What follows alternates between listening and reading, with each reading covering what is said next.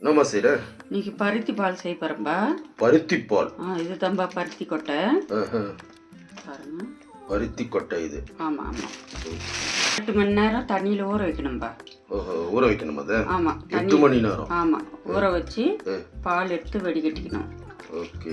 இப்போ ஊற வச்சுக்கேன். இப்போ மிக்ஸி ஜாரில் போட்டு அரைச்சிக்கலாம்.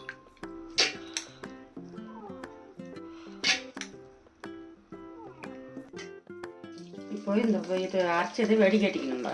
அரைச்சதை வடிகட்டிக்கணுமா? ஆமாம்.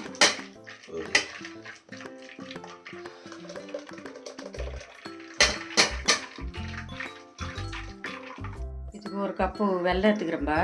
1 கப்பு வெல்லமா? ஆமாம். கொட்டி சூடு ஏற்றணும், வடிகட்டிக்கலாம்.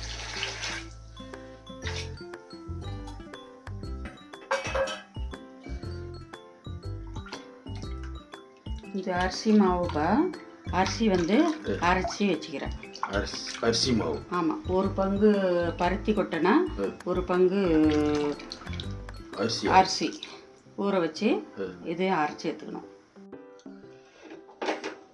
இப்போ வடிகட்டிக்கலாமா? வெல்லம் கரைஞ்சிச்சு.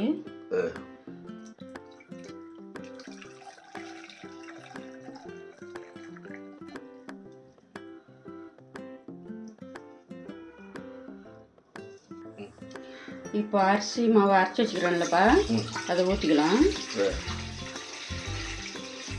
என்ன பண்ணணும்? கொதிக்க வைக்கணுமா? இப்போ பருத்தி பால் வடிகட்டி வச்சுக்கிறோம்லப்பா, அதையும் ஊற்றிக்கலாம்.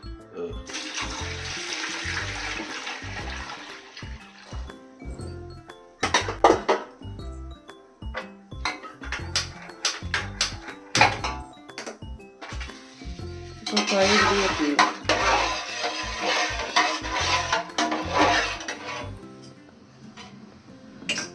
வெல்லம் தண்ணி வடிகட்டி வச்சுக்கிறோம்லப்பா, அதையும் ஊற்றிக்கலாம்.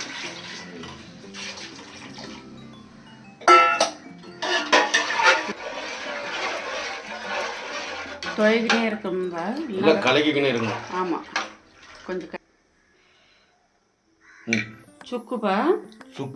சுக்கு, ஏலக்காய், மிளகு இது 3 மிக்ஸியில் போட்டு அரைச்சி இதில் போடணும்பா. ஓகே. அப்போதான் வாசனையாகவும் டேஸ்டாகும். ஓகே. உடம்புக்கு நல்லது. உடம்புக்கு நல்லது. சுக்கு, சளி இருக்காது, இருமல் இருக்காது, கொலஸ்ட்ரால் இருக்காது, பிபி இருக்காது, எல்லாத்துக்கும் நல்லது. இது ஒரு ஹெல்த்தியான ட்ரிங்க். கல் உப்பு கொஞ்சம் போட்டுக்கலாம்பா. கல் உப்பு? ஆமாம். இப்போது சுக்கு, ஏலக்காய், மிளகு எல்லாம் பவுட்ரு பண்ணி வச்சுக்கிறோம். இதை போட்டுக்கலாம். பவுட்ரு பண்ணதை போட்டுக்கணும்.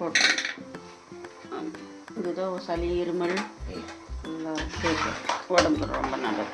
பருத்தி பால் நல்லா கொதிக்கணுமா? ஆமாம்.